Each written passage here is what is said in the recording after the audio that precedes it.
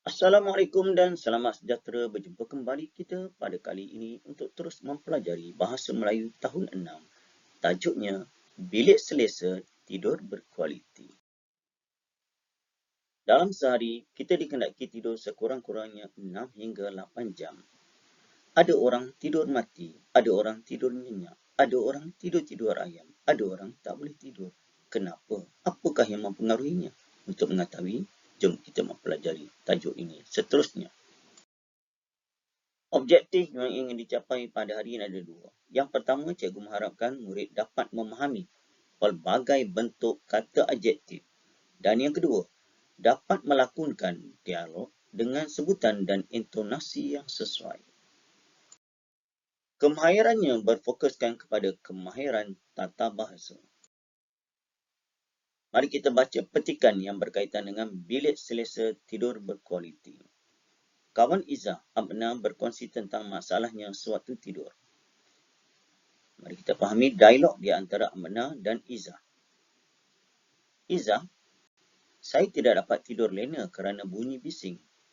Bunyi apakah yang mengganggu tidur kamu, Amna? Bunyi dengkuran kakak saya, Izzah.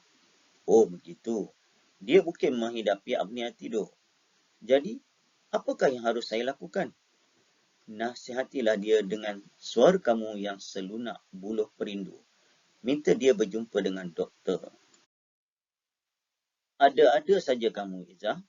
Kadang-kadang, saya juga berasa tidak selesa sewaktu tidur. Abna, kebersihan diri mesti kita titik beratkan. Sebaik-baiknya, cucilah muka sebelum tidur supaya kulit muka tidak berminyak. Baik, Izzah. Saya juga selalu membuka tingkap untuk menghilangkan bau hapak. Mungkin bau itu daripada pakaian yang belum betul-betul kering. Amna, pakaian yang lembab-lembab menyebabkan kulat membiak pada fabrik. Situasi ini menyebabkannya berbau. Kalau begitu, pengurusan diri akan saya utamakan agar lebih tenteram semasa tidur. Saya juga akan memastikan bilik tidur sentiasa kemas dan bersih. Bagus, Amna. Buat sementara waktu, semburkan pewangi agar bilik kamu harum semerbak. Seperkara lagi, jangan ambil minuman yang manis-manis sebelum tidur. Jangan buat pekak badak saja. Ingat nasihat saya. Baik, Izzah. Terima kasih atas nasihat itu. Sama-sama, Amna. Tidur lenalah putriku. Harap masing mulut kamu, Izzah. Begitulah dialog di antara Amna dan Izzah berkaitan dengan masalah tidur.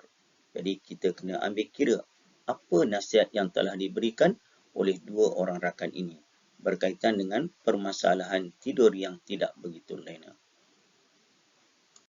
Kita lihat pula apa maklumat daripada info. Apnea tidur ialah keadaan pernafasan yang terhenti untuk sementara waktu semasa tidur. Kita rujuk balik semula, objektif pada hari ini berkaitan dengan kata adjektif. Jom kita kenali jenis kata adjektif. Kita buat ulang kaji sedikit. Kata adjektif terpecah kepada 4. Yang pertama, kata adjektif tunggal. Contoh, rendah, kuning, indah. Kata adjektif terbitan, terkecil, semerah, serabut. Kata adjektif ganda pula, baik-baik, kecil-kecilan, gelap gelita. Manakala kata adjektif majmuk, manis, buah, hitam, legam, terang, hati. Ingat, ini kita dah pernah pelajari. Selepas ini ada latihan yang berkaitan dengan kata adjektif seperti ini. Jadi cikgu harap kamu faham betul-betul. Cikgu harap kamu telah pun bersedia untuk menjawab latihan yang diberi pada hari ini. Arahannya, lengkapkan tempat kosong dengan kata adjektif yang sesuai berdasarkan petikan. Bilik selesa tidur berkualiti. Sila jawab sekarang. Mari kita bincang apakah jawapan yang sesuai. Kata adjektif terbahagi kepada 4. Kata adjektif tunggal, kata adjektif terbitan, kata adjektif ganda dan kata adjektif majmuk. Cikgu ambil contoh dulu. Kata adjektif tunggal. Contoh, bising, hapak, bersih. Saya ulang, bising, hapak, bersih. Manakala kata adjektif terbitan, dia ada macam ada imbuhan sikit. Paling mudah kamu rujuk contoh bagi. Selunak, sebaik-baik, semerbak. Semerbak ni bau yang harum. Kalau lunak ni suara buluh perindu. Manakala kata adjektif ganda, ganda dia ada tanda sempang, itu mudah nak ingat. Lembap-lembap, betul-betul, manis-manis.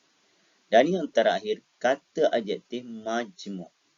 Majmuk ni kita mesti sebut dua perkataan. Contoh kalau dalam kelas, kipas angin. Contoh. Tapi yang ni, kata adjektifnya, pekak badak, masin mulut, tidur lena. Sebagai kesimpulan dan rumusan berdasarkan tajuk yang kita pelajari pada hari ini, anak-anak murid dikenaki tidur sekurang-kurangnya 6 hingga 8 jam. Orang dewasa lebih kurang 6 jam. Anak-anak murid, khususnya berusia 12 tahun ke bawah, perlu tidur 8 jam sehari.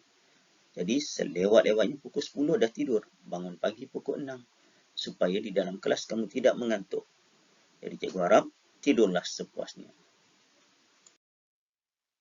Itu saja perkongsian cikgu pada ini. Kita jumpa lagi dalam tajuk seterusnya. Assalamualaikum. Bye. Selamat menyiapkan segala tugasan yang diberikan oleh guru masing-masing.